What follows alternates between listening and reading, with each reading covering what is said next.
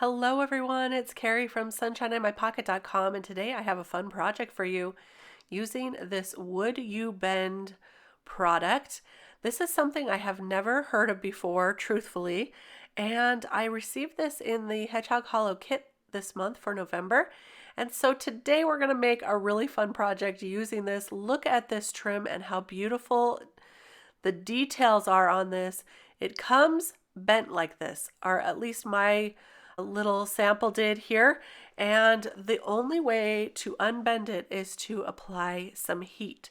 So I am taking my craft tool, or my heat tool here, my heat gun, and I'm going to heat it up so that I can get this to flatten out, because to add it to a project it needs to be a little flatter. And so we're going to heat this up until I can start bending it without breaking it. Now you don't want to force it because this will break. It is kind of brittle until you heat it up, and then it becomes malleable, and then you'll be able to maneuver it a little better and easier. I'm going to speed this video up a little bit now just to show you how this all worked out. Now this can also be heated up with a hair dryer, and I think that would probably be a little less hot. You can see I started to burn my fingers here, so I tried to use this tool to kind of hold it down and encourage it to go flat. So that's what I did here, and then I'm going to add my acrylic blocks to just kind of flatten it out. But what I was interested in is to see if I could bend it laterally without ruining the integrity of the design. And so I found out that yes, you certainly can. You can bend it laterally, but it was a little hot, and so I waited for it to dry just a little bit just to see if I could do this. I wanted to create kind of an S-shaped curve, or an elongated S anyway. I got this idea because I was on a walk with my husband, and I told him that I wanted to create something awesome with this Would You Bend product, and he suggested a sleigh. Then my mind started turning, and I couldn't get it out of my mind, and I thought, okay, that is exactly what we're going to create, is a sleigh. So I found a cut file in the Silhouette Design store, and I cut it out of chipboard. I used some chipboard because this is a little thicker and it will hold up better on this chipboard. I am going to add 2 of them together to give it a little more stability also. So I just glued those together with some tacky glue, and I'm going to also glue this part here, which I believe is called the runners. So then I realized I had made the S shape the wrong way. And so I'm going to heat this up and reshape it so that it fits on this sleigh really well. And I realized that most of the projects that I see with this Would You Bend product is used on wood, or like a picture frame or furniture, things like that. But since I'm a paper crafter and I didn't have any extra wood around since I've moved and I've got rid of a lot of stuff, I decided to create this paper project. It's going to be an ornament or a tag.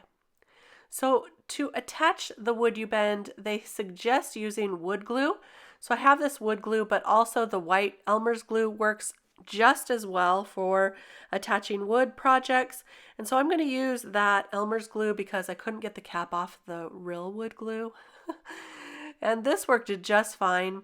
I did realize as I was attaching it that in order to get it to stay the way that I wanted it to, it needed to be warm, and I needed to hold it in that position until it dried just the way I wanted it to. So here I am. I'm going to hold this here while it dries. I'm going to clean off some of the excess glue with my rainbow craft pick here, and then I can cut off the excess Would You Bend trim. And to cut this off, you will also want it to be soft and malleable. So I just reheat this here so I could cut it. If you try to cut it without it being this way, it is kind of brittle. I was afraid it was going to break just in the spot I didn't want it to. So to be on the safe side, just keep your heat tool right close while you're working with this product. So I'm going to allow that to dry, and while that's drying, I'm going to take the runner and turn it into a metallic piece. So to do that, I have another piece of chipboard I'm going to use as the handle. I'm putting on some Nuvo glue here in the glue pen, and when you let that dry, it becomes tacky, and it will allow you to stick your project right onto that handle so that it is easy to add some embossing powder. I'm using my Maker Forte clear ink pad here that's really great for embossing projects. And then I'm going to add some gold embossing powder to that clear sticky ink, and I'll heat set that. And I'm going to do this actually a couple of times so that it turns into this beautiful gold runner project, metallic looking. Yeah, so there's the first one. It's a little bit rough, and so I'll keep adding some layers until it becomes just beautiful and smooth. You just let that dry a little before you add the next layer of clear embossing ink, and then extra layers of powder. So I have some acrylic paint here. My favorite is this chalk acrylic. I found this chalk acrylic paint at Creativation last year, or this year, 2020, actually in January. And so I wanted to use that. I decided to make this more of an elegant sleigh. So we're going to paint it with white, add some gold detailing to it, and it's going to be a really elegant, beautiful tag or ornament. This Would You Bend product is paintable, and so I am going to paint it, and then I also found out that it is gildable. Is that even a word? I'm going to use gilding flakes on it to add some gold, beautiful touches. So as I finished up the painting, I decided to try to add the gilding flakes while it was still wet, because I thought that it might stick while the paint was wet, but that was kind of a hot mess. It was more wet than sticky for the gilding flakes, and they started to kind of disintegrate. So I don't suggest that you try this while it's still wet. I just ended up painting right over that, allowing it to dry on a couple of acrylic blocks. And now I'm going to use that same Nuvo glue marker, and I'm going to add that to the top of this trim, and that is going to make it sticky after it dries, and it'll be perfect for adding my gilding flakes. One thing I was so happy about was that when I painted this trim, the details were not lost. After I painted it, after I used those gilding flakes, you still can see all that detailing. It's really amazing, this product. I actually kind of loved it. At first I wasn't sure, but once I got this finished, I really did. I thought it was so neat. So I'm just kind of brushing off the gilding flakes. I'm using this bristle brush here by Nuvo. It's a dual-sided brush. It's clean, never been used with ink, but it's just strong enough and has enough bristle to it that it can wipe away any of the excess gilding flakes. I did end up getting a little bit on the sleigh there, which I couldn't get off, but it's okay because I will just do a little touch-up paint there and cover that right up. I'm going to add a little more of the gilding flakes to the top also, so I'm adding some more of this glue from Nuvo, allowing it to dry, then adding those extra flakes. This ended up being just a gorgeous project. I'm really happy with the way it's turning out. So now I'm going to take some paper that came also in the Hedgehog Hollow kit. This is beautiful blue paper. I'm going to trace around the sleigh so that I can cover the back of the sleigh with the paper. I didn't want to leave the back just plain. I didn't paint the back because I knew I wanted to add this paper. So I'm just tracing around. I'll fussy cut that out with my scissors and make it just a little bit smaller than the line that I drew so that it fits perfectly on the back. Before I attach that to the back, I want to add these runners or the blades. I don't know what you call this. And so I'm going to add that and allow that to dry. On a side note, after I showed my husband this, he told me that I put these blades on, or the runners on, backwards. That the larger part should have been in the front of the sleigh. And I just laughed. I said, you know what? I'm from Arizona. How many sleigh rides have I ever been on in my life? None. Not even one. So anyway, I think it still looks pretty, but let me know what you think. Did I put those on backwards? Did I put them on the wrong way? So now I'm going to add the paper to the back, just using some liquid adhesive. and allow that to dry. And it has the runner right inside in between the center of the chipboard sleigh and the paper sleigh, and so it covers that up beautifully.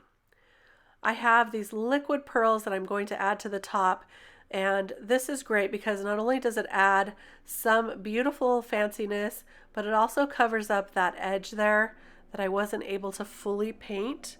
So we're going to have a pearled edge on the top there, and this turned out so pretty. I love those liquid pearls. I ended up using the white. I could have used any color really, but this is a white and blue and gold project, so I thought the white was perfect. Now I let that dry overnight, so it's had a chance to completely dry before I did this part.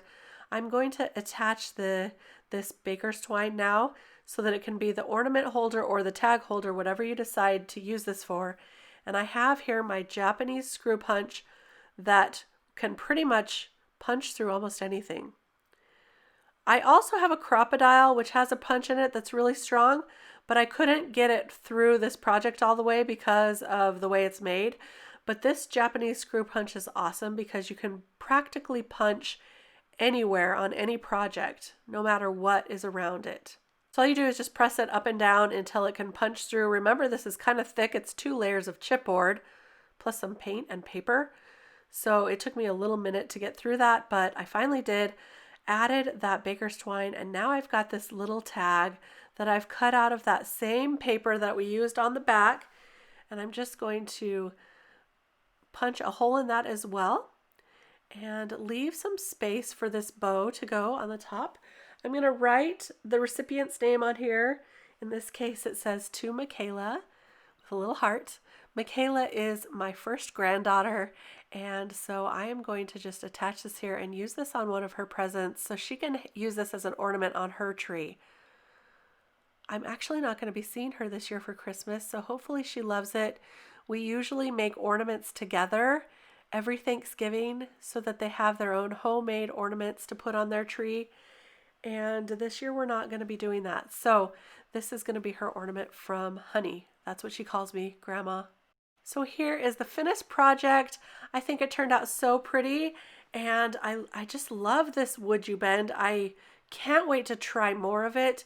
You can use it on almost anything, paper, wood, all of these projects. Look at how cute it looks as a hang tag on this bag. It is just so pretty and elegant with those gilding flakes. I really hope you enjoyed this project today. If you loved the video, give me a thumbs up. I really appreciate it. It helps me out so much with YouTube. I love your comments as well. Thank you so much for stopping by. I'll be back real soon with more inspiration.